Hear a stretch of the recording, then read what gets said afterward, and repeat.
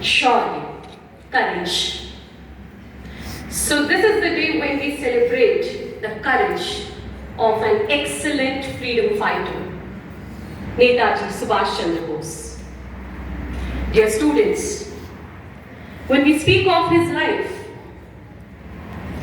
we have so many things that we can learn from it. Born in an affluent family, he could have enjoyed his life, but no. He dedicated his life for Indian freedom struggle. And you know, our country India is a blessed one, which has witnessed the birth of innumerable luminaries. And we should often remember their teachings and bring them into practice.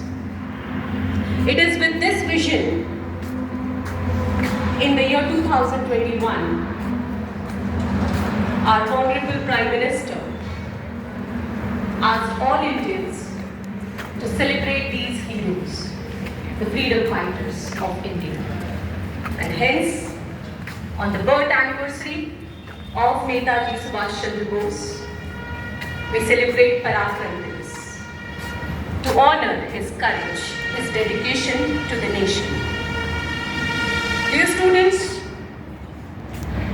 when we speak of him, we also remember his quotes. तुम मुझे खून दो, मैं तुम्हें आजादी दूंगा,